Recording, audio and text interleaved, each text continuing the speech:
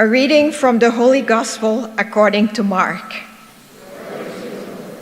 In the course of his teaching, Jesus said to the crowds, "Beware of the scribes who like to go around in long robes and accept greetings in marketplaces, seats of honor in synagogues, and places of honor at banquets. They devour the houses of widows, and as a pretext, recite lengthy prayers. They will receive a very severe condemnation." Jesus then sat down opposite the treasury and observed how the crowd put money into the treasury. Many rich people put in large sums. A poor widow also came and put in 2 small coins worth a few cents. Calling his disciples to himself, he said to them, "Amen, I say to you, this poor widow put in more than all the other contributors to the treasury, for they have all contributed from their surplus wealth, but she, from her poverty, has contributed all she had, her whole livelihood." The Gospel of the Lord. Well, it's good to be here. It's a good feeling. And the first reading speaks volumes to me this morning. I've been looking forward to being here this weekend and to bear witness to what this community has taught me and given to communities near and far. Spiritus welcomes those shunned by society, empowers women, partners with communities in Mexico and Haiti, protects refugees, speaks against violence, and continues to promote universal human rights. Go, Spiritus, keep fighting, and keep raising your voice and speak truth to power.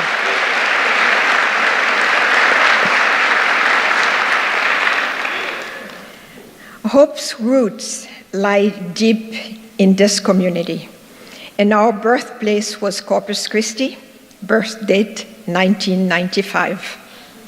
Hope's mission, its philosophy, came from this community and continues to shape everything we do 23 years later. I spent lots of time reflecting on that history as I was recovering from back surgery earlier this year.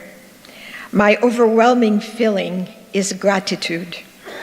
I am grateful for belonging to a nurturing community, for friends and family, and the privilege of having great health care. All very precious gifts. Family and community sustain people inborn also. People know that they have to rely on each other and support each other in order to survive. We have become so immune here to hearing that Haiti is a basket case, the poorest country in the Western Hemisphere, that people there are plagued with all sorts of diseases and should feel hopeless. The disease part is a bit true, it is mainly due to poverty, lack of health care, and education. But born is neither a basket case nor a hopeless place. The work we do there is proof of it. It is life-saving and empowering. I will hit a few milestones this morning to highlight what I meant. Our first trip to Born was in June 1995. A group of parishioners from Corpus Christi traveled to Born to meet the community and see how we could work together and address problems that the community itself felt affected them the most. Father Jim was on that trip, and so was Papa Paul Coppinger here, and Joseph Pierre and myself. Joseph Pierre was from Born, and he had arranged our visit. He was a refugee who knew too well how isolated and poor that region in northern Haiti was. We spent a week talking to all kinds of people. Our goal was to get a feel for the place and the challenge people experienced, lack of electricity and running water, poor sanitation, no roads but plenty of rivers to cross on foot.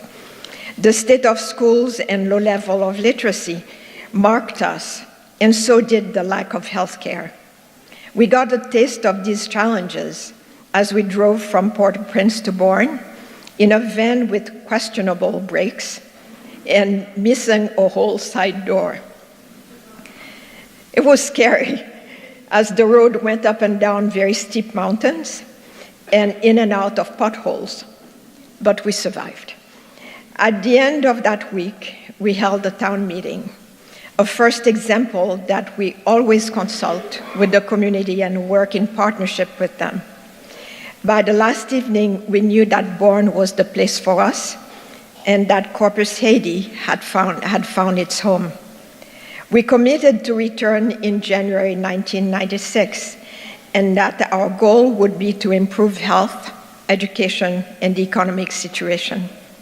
As promised, in early January 1996, Reverend Mary brought down the team that would lay the foundation for a long-term association with the community. We rebuilt a seriously dilapidated clinic and established the first clinic, which was called Corpus Clinic, and trained community health workers. The Corpus Clinic became the sole functioning health facility in the region. The staff consisted only of a couple of nurses, a pharmacy tech, and a lab technician. We stayed there 10 years and served about 400 patients a month. In 2004, the public hospital a mile out of town finally imploded after years of neglect, marginal services, limited staff, no water or electricity, and absolutely no supplies. We finally succumbed to heavy pressure from the community to do something about the hospital.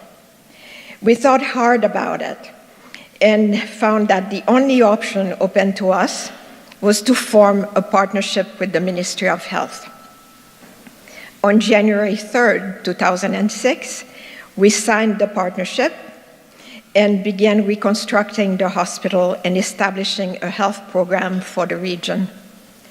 A team from Spiritus, which included Bill Welsh, which many of you know, capped a spring, laid pipes, strung wires, broke walls, and rebuilt walls. It was very chaotic, but also very exciting. We then set up to gather staff, furnish the place, from beds to chairs and file cabinets. The hospital came back to life. Patients flocked in and realized that the hospital was not a place where you go to die, but a place where people could come and get quality care without spending their families' meager funds. Patients came to us from remote villages, strapped on doors, which served as makeshift stretchers. They were carried down hills and across rivers by relay teams.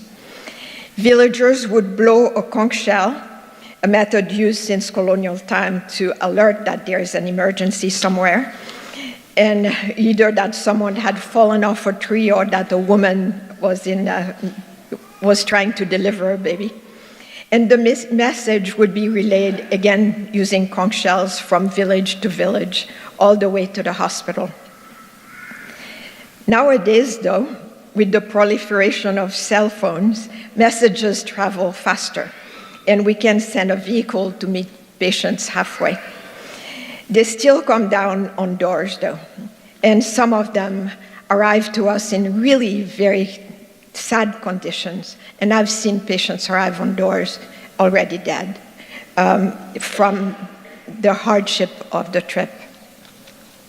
Since 2006, Hope has brought significant changes in the community, and I will pole vault now to Bourne 2018. We serve a population of approximately 80,000 inhabitants who live in 64 agglomeration of villages strung over very high mountain ranges. and we also serve people who live in the town of Bourne. There is still that one road that connects the town of Bourne to the rest of the country. It still washes out with heavy rains, stranding people and supplies sometimes for weeks. This road does not reach the 80% of our population who live up those mountains, so travel in the area is mainly on foot, across rivers and down slippery and rocky paths. After all this time, I still haven't mastered the art of crossing a river on my own. I still need someone to hang on to so I would not slip, fall in the water, and make a spectacle of myself. And I still gape as pregnant women carrying heavy, loaded baskets on their heads scamper down a path on their way to market, very often wearing only flip-flops. However, health services have improved significantly since 1996 and reach people where they live in mountain villages. The hospital has become a bustling place with a wide range of services. The biggest change over the last 2-3 years are the new operating room, state-of-the-art operating room, I may say, and the Women's Health Program. Thanks to a 4-year grant from Women Strong International, which ended this year, we were able to develop a comprehensive women's health program, from screening and treatment of cervical cancer, sexually transmitted infections and anemia, to prenatal care, safe deliveries at the hospital, or home deliveries assisted by trained birth attendants. We have seen maternal and child mortality go down dramatically. This year, we only had 1 maternal death. That is an amazing accomplishment due to the effort of the staff.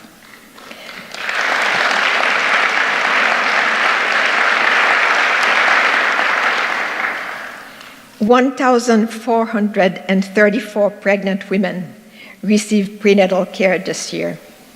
270 women give birth at the hospital.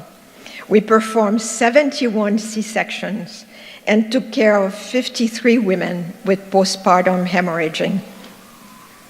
In previous years, these emergencies would either end in death of the mother and her infant, or these women would have to be transported to a hospital in Cape Haitian, where they would have to pay through the nose for terrible service. For us women here who have given birth, imagine experiencing a difficult labor and being rushed down hills on a door, and then be put on a truck for an excruciating ride to a terrible hospital in Cap.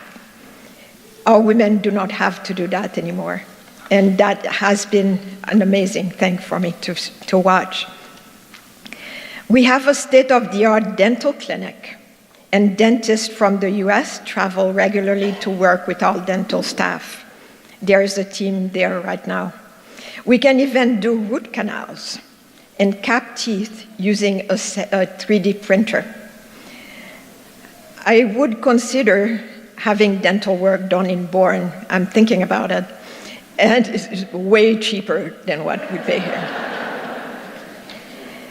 Women kept telling us that they needed to learn about all kinds of things and were thirsty for knowledge. To answer them, we developed mothers' clubs. Twice a month, club members attend workshops on a variety of topics related to women's health, family health, but also family dynamics, violence prevention, family planning, sanitation, nutrition, and so much more. The program lasts about a year. So far, we have graduated over 1,000 women. Men asked if they could participate, and they attend the last 4 sessions. They tell us that these workshops helped improve their family's health and economy, and even the relationship between couples. We needed women to teach the women's groups and work on coordinating women's health programs. We could not find any women in Bourne with the needed credentials. So we selected 21 strong women to go through an intensive 2-year training to become women community organizers. This is a first for us, and as far as I know, these women, known as animatrices, are the first trained rural community leaders in Haiti. Yeah.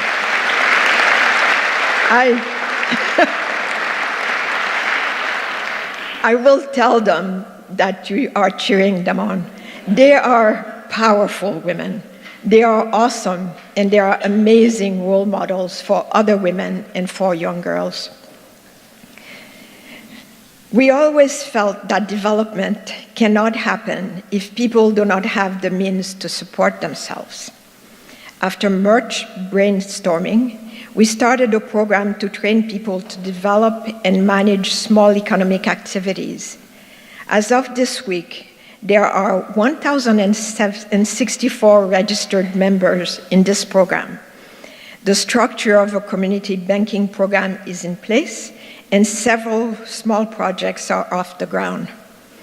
Talking to Dr. Tony yesterday, which almost made me late for 5 o'clock Mass, was an exciting talk, though. He was telling me that the first round of loans that we made to women's small businesses had already been repaid, and we were ready to move to the second round. So,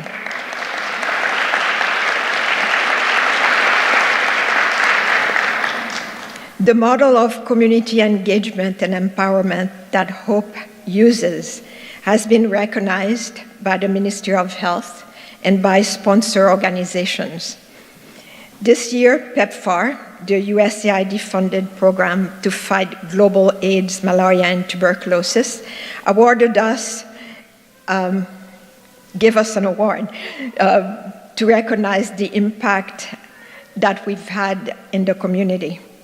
In 2006, when we started, when we took over the hospital, the rate of AIDS in our area was over 5%. It is now below 2%.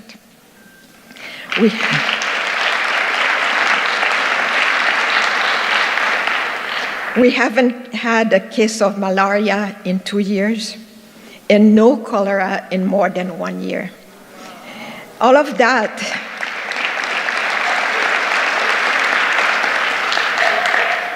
all of these amazing changes are really the result of the work that our staff puts, but also of the 2,000 volunteers who participate in all of the programs that we do. So to say that Haitians are lazy is, no, not there at all. We have built amazing relationships in Bourne and learned all kinds of stuff. Our current chief accountant is the daughter of the woman who cleaned our first clinic.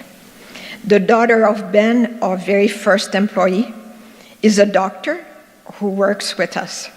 The son of Simon, a peasant leader who affected me a lot and died about 4 years ago, is our IT person and handles our data management. So the work that we started at the bottom is starting to move up. We learned a lot about the role of women in the household and the community, about farming techniques, and how cocoa is treated to become chocolate. You know, some esoteric knowledge here and there.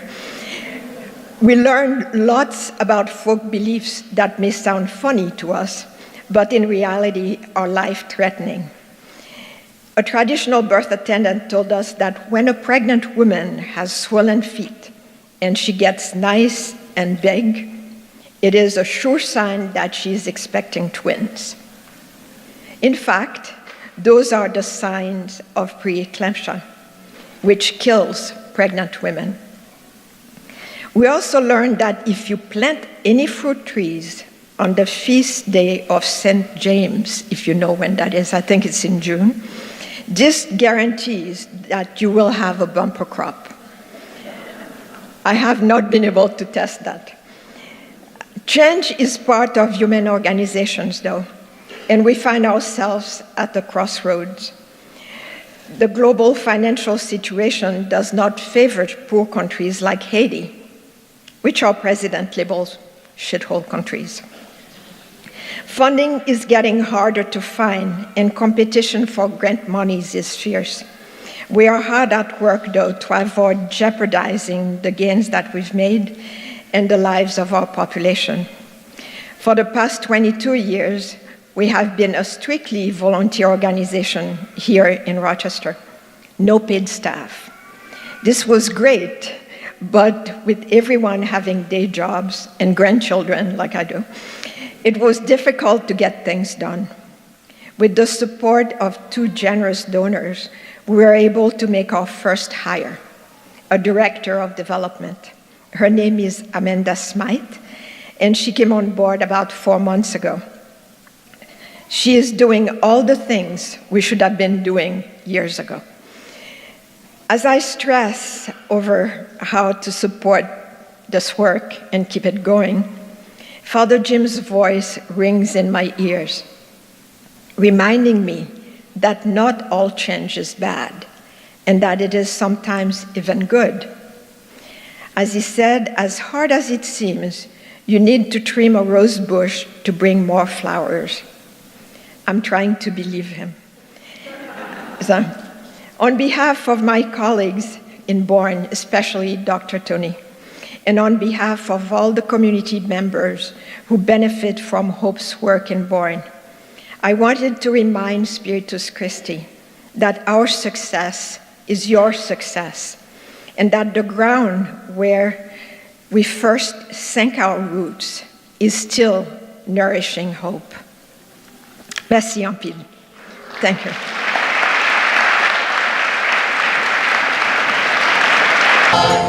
We pray.